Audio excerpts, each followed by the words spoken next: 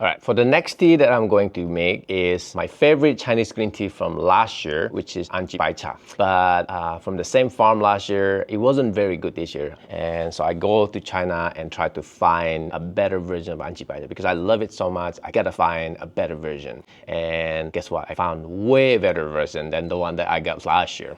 So it's not online yet, but it will be, I promise. The one on the website right now was the one from last year, okay? So keep that in mind. So probably just gonna call it like Imperial Anji Baicha.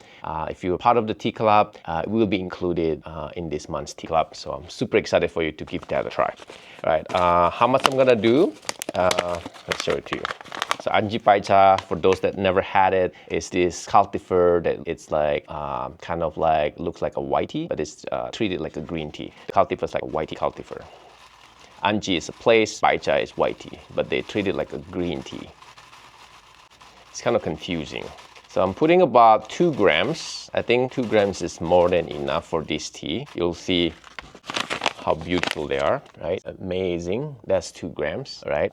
What's another cool thing about this one? You can actually just use a grandpa style. That is very, very rare for like a green tea that you can do grandpa style. So in China, on my trip to China this time, all of the premium green tea I found, basically you can do it this style. So how do we do this? We put the glass here, right? Same thing. I'm gonna tear this. I don't normally measure this, to be honest with you.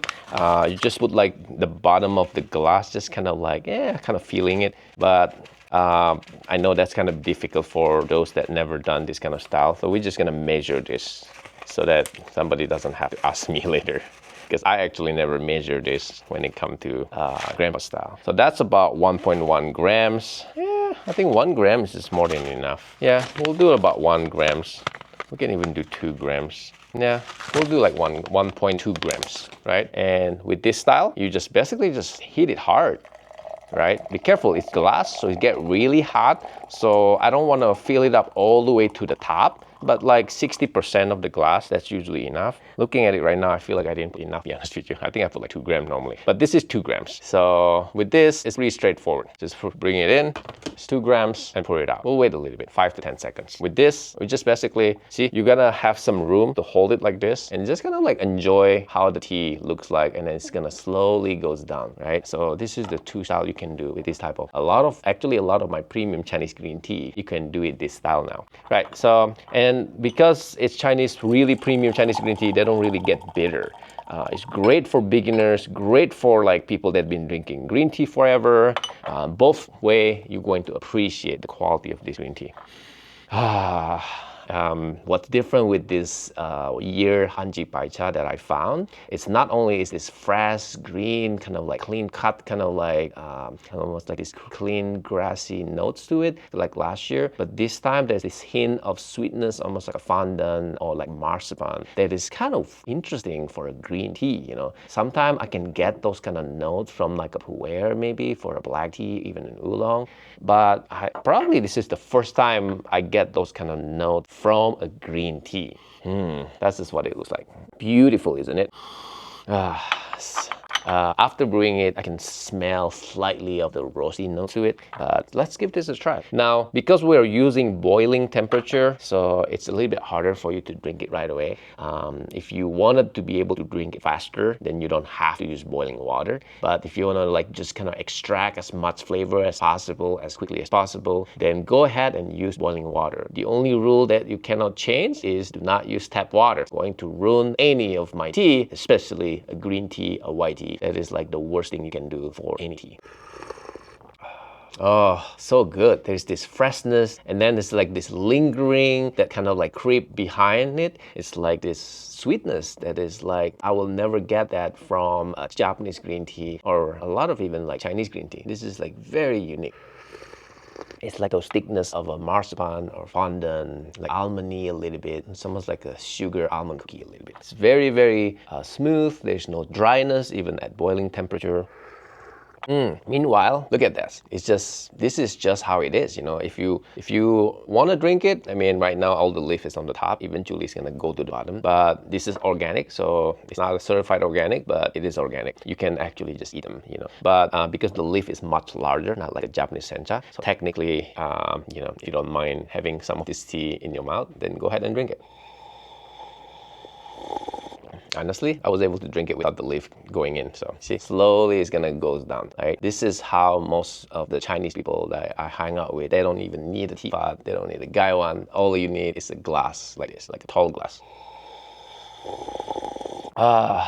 Now, another thing you can do is using like a tumbler. The problem with tumbler, most of them are stainless steel, and some of those stainless steel kind of like give this metallic notes to the tea. So I don't really like it, but if that's your only option, for example, if you like want to take it to work, or if you want to take it to school, just want to have like a hot green tea all day, you can refill this. Those are one of the good methods, just use like 1 grams. This is 1.3 grams. Right? Honestly, 1 gram is more than enough, right? We're gonna do this second brew. Let's see, like the water, I turn it off so it's slowly just cool down, and then maybe the third infusion, I'm gonna raise the temperature again. I'm gonna show you how it looks like. Can't really show you, really. That's where I'm gonna take a picture. This is beautiful. Oh, look at that. All right. Another thing you can do, if you have one of these, unfortunately we are sold out right now, you can also just use this, and then instead of using a glass, then you can just pour it out very easy. So this lid that have a strainer on it, and then it's double wall, and you just kind of pour it out. This is also another method that you can do instead of using this kind of stuff, okay? And as you can see, I'm not even worried about how long brewing it. A good Chinese green tea, they don't really get bitter. You just kind of like relax, take it easy. You're not like sensitive like a lot of premium Japanese green tea even, I love Japanese green tea, but to be honest with you, if I'm trying to introduce tea for like a beginners, Chinese green tea is just so much easier, right? So look how clean they are. And then you see there's like little tiny floaty, kind of like, those are the trichomes. Those are very, very good for you. That is very good. It's believed to extend lifespan of a human, when you drink a lot of those. I don't know scientifically if it's proven or not, but that's what I was told. It's so unique that, again, that's fondant sweetness on the back. It's just kind of like a surprise gift that you don't expect when you drink a good green tea. All right, so let's see how it tastes. I mean, you can keep waiting until it's cooled down, and you can just keep refilling it too. As it goes down, you just keep adding water until it has no flavor. That's what's really cool about this green tea, or a lot of my new Chinese green tea. So what I want to do, I'm going to strain it out and see how this one tastes, because it's been just sitting like that. Let's see if it gets bitter at all, okay? I'm just so addicted to this green tea, by the way. It's so good. So what I'm going to do, I'm just going to use a strainer, right? Because I just want to see how it tastes, right? That's all it needs. And look at how beautiful this tea is after... Look at that. After it's like brew, it's like so soft, tender. You can like see the quality. You can feel the quality. It's buttery smooth. And if you pull this, they don't like fall apart that quickly. Very soft, delicious. It almost tastes like edamame.